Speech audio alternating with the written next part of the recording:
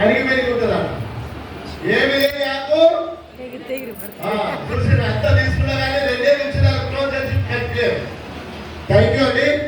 మన యొక్క great leader. దాదాపు చదువు అనేది లేదు, చదువు జీరో నాలెడ్జ్.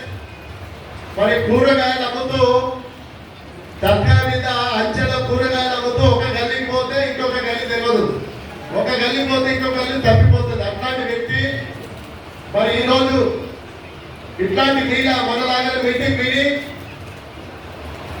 మరి ఈ యొక్క వెస్టింగ్ అర్థం చేసుకొని మరి ఈ రోజు తను ఎంత చెప్పి తీసుకుంటుందో తన నోట్ల విద్దాం. ఒకసారి మేడం గారికి, లక్ష్మీ మేడం ఒకసారి గట్టిగా కాసుకుందాం.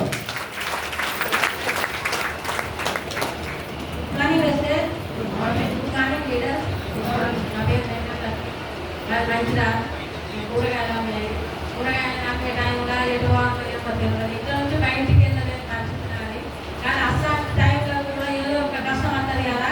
ఆ కష్టాన్ని ఎట్లయినా మనం వెళ్ళదీయాలన్నది నా కోరిక.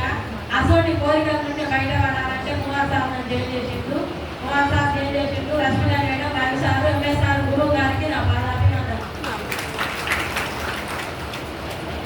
ఎందుకు అంటే కూరగాయలు అమ్మపోయినప్పుడు తప్పిపోయినా రిసోర్ట్ నాకు తెలుసా, ఐడి చేసుడు తీసుకుంటున్నారు 4 గంటల పరిస్థితి. ఎవరికి ఏం చెప్పలేను. వచ్చి తెలుసుకున్న తర్వాత మీ ఇష్టం అయితే వాడుకోండి, ఇష్టం లేకపోతే వదిలేయండి కొంతమందికి చెప్తాను. కానీ ఇంట్లో కూడా అడ్డటోళ్ళు ఉంటారు, వాళ్ళు అక్కలేరు. కాకపోతే మీటింగ్ అంటే మీటింగ్ అనే వాళ్ళకైనా భయపడతాను, తెలుసుకోవాలంటే భయపడతాను. కానీ ఫస్ట్ మనం నిలబడాలి, కాపాడాలి. ఈ 3 మాత్రం మనం చేస్తే మాత్రం ఖచ్చితంగా మనం గెలుస్తాం. అవునా కాదా? నేను అట్లా తెలుసుకున్నా. ఫస్ట్ నేను 20 కూరగాయలు అమ్మినప్పుడు 30 కిలోలు 50 కిలోలు ఎత్తుకొని పోయేది, కానీ అది ఇష్టంతో చేసేది. అది కష్టంతో చేస్తే నా వల్ల కాకపోవు. నేను ఇష్టంతో చేశాను కాబట్టి 50 కిలోల బరువు ఎత్తుకున్నా కూడా 5 కిలోలతో సమానం అనిపించేది. అప్పుడు నేను 5 కిలోలతో సమానం అనిపించేది కాబట్టి నేను ముందుకు వెళ్ళగలిగిన. ఇదే ఎస్టీలో మాత్రం నేను గెలవాలని పట్టుదలతో నేను ముందుకు వెళ్తాను.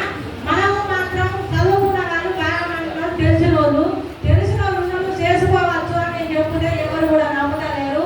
ఏంటిది అంటే నాకు చదువు రాదు, కూరగాయలు అమ్మేది నాకు ఎవరు అంత రాదుగా. ఎట్లనైనా చేసి నేను గెలవాలన్నా పట్టుదలతో మాత్రం ముందుకు వెళ్తానా. ఫస్ట్ మనం నిలబడాలంటే చదువుకున్న వాళ్ళు బాగా మందున్నారు కాబట్టి పోవడానికి రావడానికి కొంచెం మందికి తెలుసు. ఎటు పోవాలన్నా రావాలన్నా, నాకు ఎటు పోవాలన్నా రావాలన్నా తెలియదు కాబట్టి నేనే గెలుస్తాను. మీలాంటి వాళ్ళు గెలవరా?